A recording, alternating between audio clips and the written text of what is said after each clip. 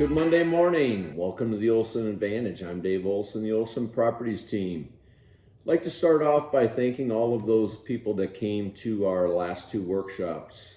We appreciate you coming and participating. We often get as much out of your participation and your interest as I think you get from us. So it's very much a sharing experience. And again, thanks so much. So we're going to go to the mailbag today, answer a few questions similar to what we get typically. We kind of bundle them, but we picked out a couple just to focus on. Our first question comes from Janice and Ray. They say, love your videos. We learn a great deal. You helped us get our first two investment properties. You're very welcome. Thanks. Our question has to do with downsizing. This is very common. We're empty nesters. We have $450,000 in equity and would like to move into a single level home that is much smaller, easier to care for, and we can hopefully then spend more time traveling and visiting family. Is this a bad time to do this? It's a two-part response. One is kind of a math reply, and the second is part emotional decision, really. What you have to ask is, obviously interest rates are different than what your existing is. I don't know how much your payment is, so that makes it a little hard, but you obviously have lots of equity. Depending on where you want to live and the type of home you want to buy, it may be more than enough to get you started. But what you want to look at also is staying in a significantly larger home. What is that total cost, right? Not only your mortgage, maybe it's at a low interest rate, but do you have an HOA, insurance, taxes? What does it cost to care for a much larger home based on its size? Heating, cooling, water. Do you have to have somebody care for your yard? Do you have a pool that needs to be cared for potentially? Look at that total cost of that property and then look at what the total cost would be in moving into something smaller, something that is easier to care for, which kind of rolls into the more emotional part of it is, what is the opportunity cost of staying where you are, right? Do you not get to travel as much? Go see your family. Do you have too many responsibilities because of the larger home?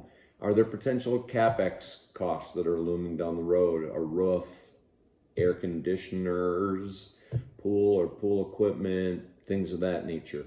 It might be better to move out of that larger type of property. And then it affords you, depending on where you are in your life, your empty nesters, obviously, to be able to do more of the things you want, right? We only have so much time. At the end of the day, time, will be the thing you value the most in the long run. You can't take money with you, but it's more about experiences and all the things you get. So if you need a deeper dive on this, Janice and Ray, I'd happy to talk to you about it, but I'm going to probably need a little bit more information. But again, big part of it's a math problem.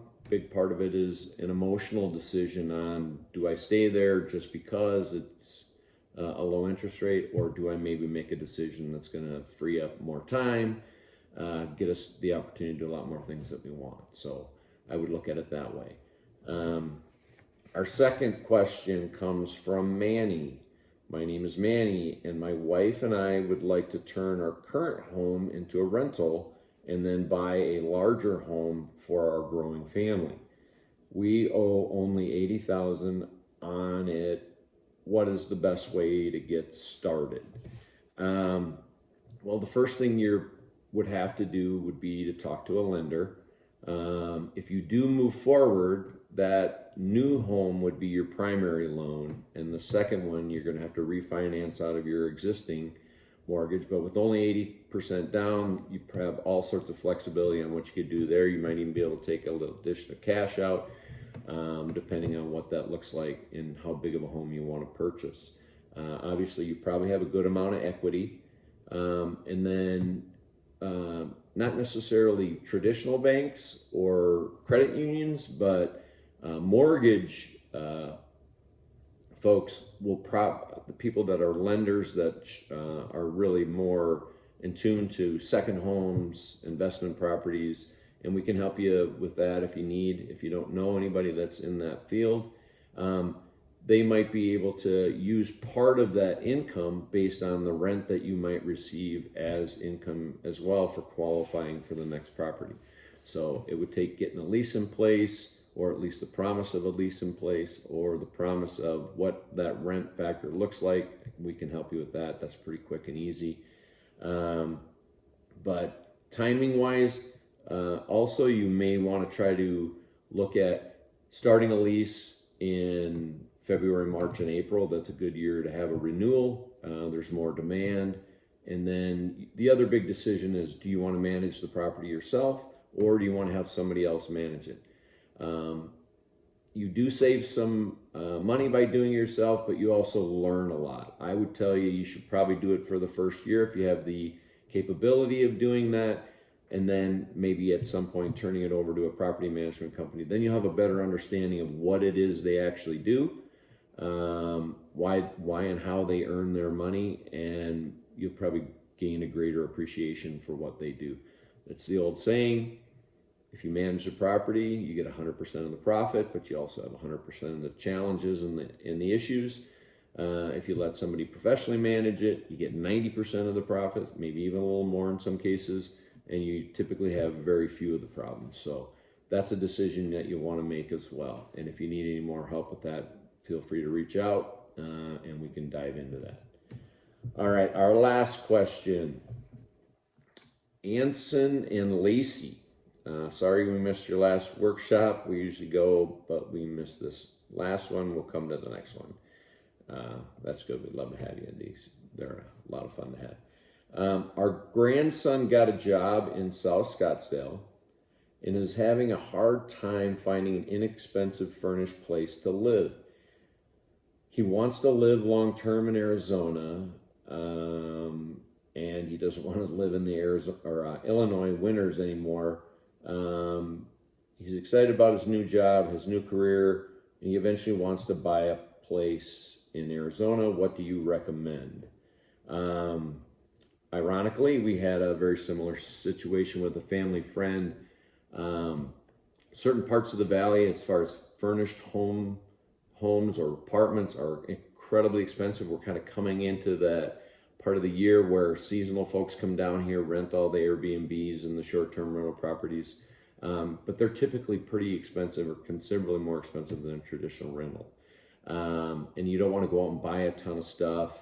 I know he likes it here. I know he's got a new job, but you want to think long-term. I would say find some roommates. You can do that through different extension services, perhaps the university that he left. If they were in some sort of fraternity, a sorority, they can reach out through them. Also, ASU, GCU, U of A have boards that you can get on to try to find similar recent college graduate, recent graduate students, live with them, people that are maybe more highly motivated to go to work every day, pay their bills, that sort of thing. But I would say you probably want to go a year and a half, rent as inexpensively as you can, especially if long-term you'd like to buy something. So reduce your costs as much as possible, live frugally, make sure you get through a full year of your job, make sure you like it, make sure you like your boss, the responsibilities, the company. You may end up with some surprises there, and you don't want to take on the burden of a lot of expenses. I know a lot of students, right when they get out of school, first thing they want to do is buy a car. They want to get a nice place. They want to start furnishing it, and they start burdening themselves with a bunch of debt. And then unfortunately, the job may or may not go sideways, or it goes really well, and then the company wants to advance you, move you on, relocate you, something like that. So I would be very patient in that first year, at least a year and a half, maybe two, before you start making any big purchases, big decisions. Get your feet underneath you, focus on your career, learn as much as possible as you can, make an impact in that new role, that new job. And I think you'll be much better off than start worrying about things and stuff at this point. I hope you found this information useful. As always, you can always text the number or text the word answers to 59559. You can also text me directly to 623-570-4464. Thanks so much. Make it a great day.